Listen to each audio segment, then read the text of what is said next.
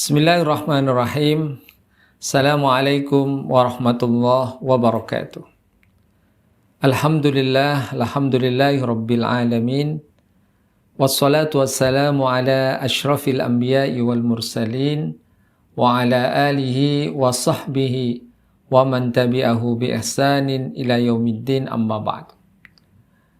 Para pemirsa dimanapun Anda berada, alhamdulillah pada kesempatan kali ini kita bisa melanjutkan pembahasan kita, kajian kita terkait dengan fikih kurban. Kita tahu bahwa kurban ini adalah salah satu amalan yang sangat dianjurkan oleh Allah Subhanahu wa Ta'ala. Tentu untuk memenuhi sah dan tidaknya dalam berkurban, ada ketentuan syariat yang dijelaskan di dalam Islam. Di antaranya adalah terkait bagaimana syarat pelaku kurban, atau syarat pelaku udhiyah. Apakah semua orang boleh berkurban, atau ada batasan-batasan atau syarat-syarat tertentu seseorang yang boleh berkurban? Di antara syarat yang pertama, seorang yang ingin berkurban dia adalah seorang muslim, seorang yang beriman kepada Allah Subhanahu wa Ta'ala.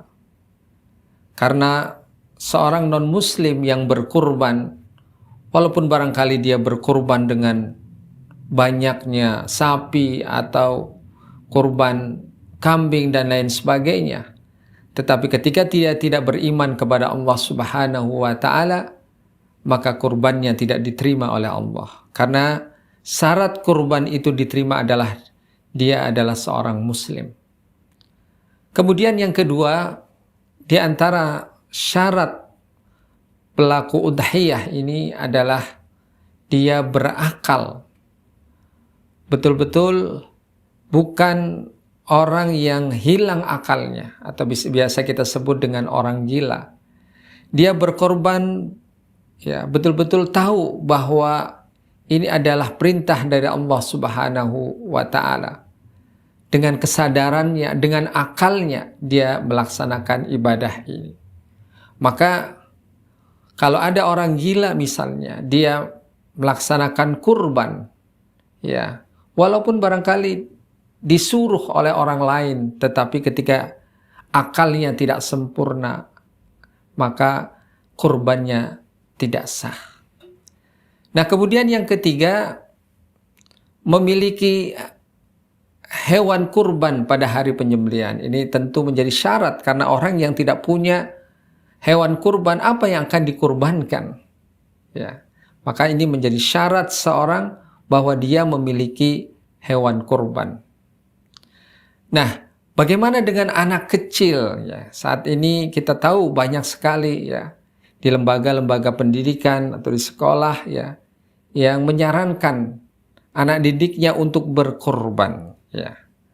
Menurut di kalangan Syafi'iyah dan Hanabilah, bahwa anak kecil ini tidak disunnahkan untuk berkorban.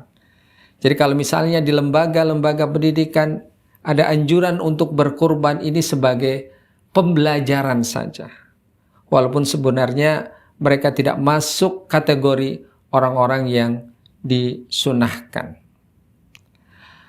Para pemirsa yang dirahmati oleh Allah Subhanahu wa Ta'ala, tentu kita ingin tahu batasan seseorang itu adalah dikatakan mampu atau tidak, Karena orang nanti yang dikatakan orang yang mampu berkurban, kemudian dia tidak berkurban, maka dia dijauhkan untuk beribadah sholat berjamaah di masjid, sebagai bagian bahwa orang tersebut dijauhi dari pahala-pahala dari Allah Subhanahu wa Ta'ala.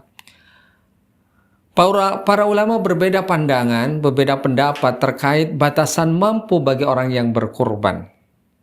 Imam Abu Hanifah menjelaskan bahwa yang dimaksud mampu untuk berkorban adalah ketika dia memiliki harta sebanyak nisab zakat. Jadi ketika dia punya harta, kemudian sampai kepada nisab dalam zakat, maka dia termasuk kategori orang yang sudah mampu untuk melakukan berkorban.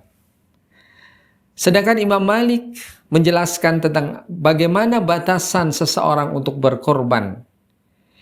Tidak membutuhkan jumlah uang yang akan dipakai untuk berkorban dalam kebutuhan pokok tahun tersebut. Kalau dia bisa menghutang, sebaiknya menghutang dulu ya. Karena begitu utamanya orang berkorban dan besarnya pahala dari Allah Subhanahu wa Ta'ala. Kalau misalnya dia tidak memiliki uang, padahal dia sebenarnya mampu, tetapi uangnya barangkali belum ada, dan dia ada kesanggupan untuk membayar, maka menurut kalangan Imam Malik diperbolehkan seseorang untuk berkorban dengan cara berhutang. Nah, Imam Syafi'i menjelaskan bahwa batasan yang dimaksud dengan mampu untuk berkorban apabila dia memiliki uang yang cukup untuk berkorban, dan uang tersebut adalah sisa dari kebutuhan-kebutuhan pokoknya pada Idul Adha dan pada hari-hari tasyrik. Ketika selama 4 hari itu dia memiliki kelebihan untuk memenuhi kebutuhannya, maka dia termasuk orang yang mampu, dan orang yang mampu maka dianjurkan untuk berkorban. Sedangkan pendapat yang terakhir, Imam Ahmad mengatakan bahwa yang dimaksud dengan batasan mampu seseorang untuk berkorban ketika dia memungkinkan mendapatkan kurban walaupun harus dengan cara berhutang. Ini sama dengan pandangan dari kalangan dari Imam Malik ya, bahwa diperbolehkan seseorang untuk melaksanakan kurban walaupun dengan cara berhutang selama dia mampu untuk membayarnya. Mudah-mudahan Allah Subhanahu wa Ta'ala berikan kemampuan kepada kita untuk melaksanakan ibadah kurban di bulan Zulqa'dah ini. Aqulu qawli hadza wa astaghfiru li wa lakum. Wassalamu alaikum warahmatullahi wabarakatuh.